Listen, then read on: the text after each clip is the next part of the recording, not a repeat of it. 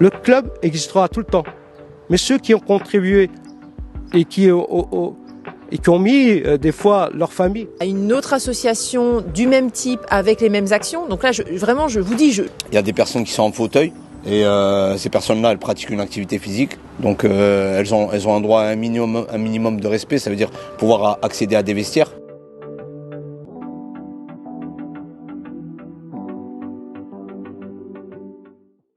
Aujourd'hui, cette réunion, on l'a improvisée et j'ai reçu un message de Bérengère qui nous demandait de nous rencontrer. Donc ça m'a fait très plaisir, d'autant plus qu'aujourd'hui, on est dans une situation très compliquée par rapport au club.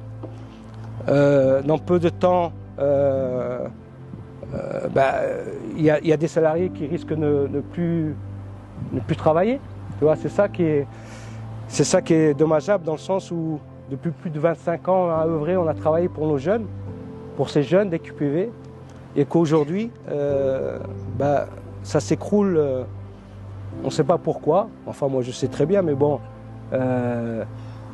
question sport ou question travail qui est fait sur le terrain, on ne peut rien reprocher à l'USAP Boxe, puisque au quotidien, on travaille, et tous les jeunes présents sont heureux.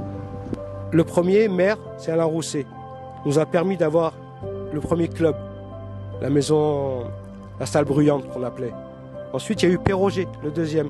Il nous a donné la maison des enfants. Elle était comme ça à l'époque. Elle est toujours comme ça.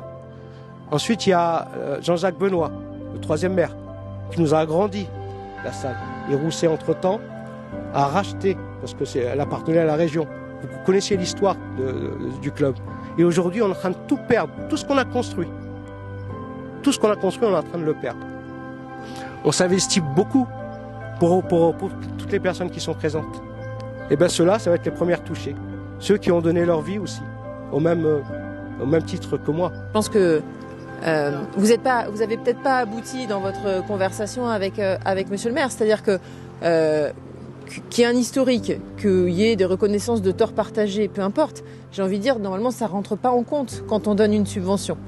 Quelles que soient les idées politiques des uns et des autres, la hauteur de la subvention ne doit pas dépendre de l'amitié ou non qu'on a avec la municipalité. C'est juste ça que je dis. Donc, ce qu'il faut regarder, c'est ce qui est fait, le nombre d'adhérents, les compétitions, l'intensité de travail, la nécessité que vous ayez telle hauteur de subvention pour pouvoir continuer à faire ce que vous faites, autant pour tous les jeunes que vous accompagnez, et particulièrement les jeunes issus des QPV. Enfin, c'est ça en fait, c'est tout. Après, les appréciations des uns et des autres, j'ai envie de dire, ça ne rentre pas en ligne de compte. En tant que dirigeant, que professionnel, que bénévole, l'ensemble du monde sportif, on n'est pas dans les plus beaux jours aujourd'hui. Et après, on nous dit, oui, il faut briller, il faut avoir des médailles au niveau des Jeux Olympiques. Donc c'est un peu paradoxal. Ouais. Parce que si juste tout l'argent est mis juste sur le très haut niveau, le sport va devenir une marchandise comme les autres. C'est déjà un peu le cas. Alors que l'ensemble des sportifs sur le territoire national, ce sont des bénévoles. C'est du sport amateur, pas du sport professionnel. Tu vois, aujourd'hui, elles sont dans l'incapacité d'avoir accès au vestiaire et de se doucher. Après une séance de sport, ils sont obligés de laisser leurs affaires par terre. Tu vois, et ça, c'est pas normal. Après, il n'y a pas que ça. C'est-à-dire que quand un jeune il vient et qu'il veut faire du sport, nous, on ne peut pas le refuser parce qu'il ne paye pas sa licence. Tu vois, c'est-à-dire que si on voit qu'il a des difficultés, on va l'accompagner. On va l'accompagner pour essayer de trouver des financements. Et même carrément, quand il n'y avait pas de financement, c'était le club qui le payait. Tu vois. Et plusieurs fois, on a fait ça. Que ce ne soit pas un moyen financier qui doit bloquer cette situation. Tu vois, parce qu'on l'a dit, on a une QVT, mais ce qui fait qu'on a beaucoup de personnes qui sont de QVT. Malgré même si les gens travaillent, les parents travaillent, il y a toujours ce frein financier. Qu'on le veuille ou pas. Ça reste un sport populaire. Voilà, que ce soit surtout. Et que là, comme je discute chaque fois que je discute avec les enfants, que ce soit vraiment une envie de venir. Que ce soit pas dire, oh, il faut que je paye, mais pas il faut que je. Non, il faut que l'enfant s'épanouisse.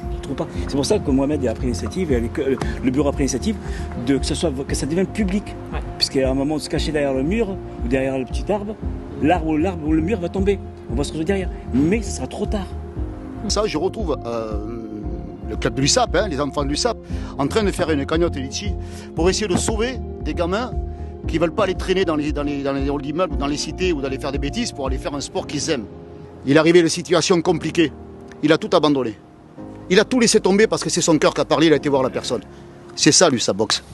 Ils ont fait, Mohamed Adel, que Océane soit vice-championne de France en moins de 5 mois. On est dans le cadre de l'exceptionnel. Que mon fils se retrouve avec de la culture, avec Otosa, avec un accueil, et qu'il retrouve goût au sport alors qu'il avait un peu lâché. Et au final, il a été champion de Gironde et champion d'Aquitaine, et il était en finale de la Nouvelle-Aquitaine. Ça, c'était aussi très inattendu. Tout ça, toujours en moins de 5 mois. Donc depuis octobre, il fait de la boxe. Il n'a jamais fait de boxe avant. Là, j'ai le bonheur en tant que papa. Pareil, mon fils est qualifié pour les championnats de France. Enfin, des champions voilà. Et franchement, en tant que parent, c'est une joie immense. Hormis le fait du titre ou quoi que ce soit, c'est de voir son enfant s'épanouir. Donc on le voit s'épanouir, grandir. En 1 an, j'ai vu mon fils évoluer comme jamais. En 1 an, j'ai laissé un petit garçon un peu timide, un jeune homme. Voilà.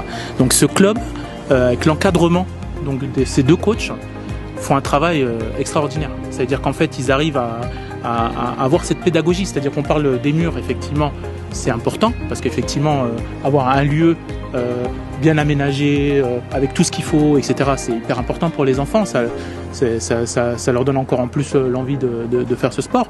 Mais la force de ce club, c'est les coachs. Mais bon, je ne comprends pas que Mère laisse tomber un club comme ça qui, pour moi, et tout le monde le sait, est le meilleur de la Gironde et d'Aquitaine, en tant que résultat et en tant qu'ancienneté.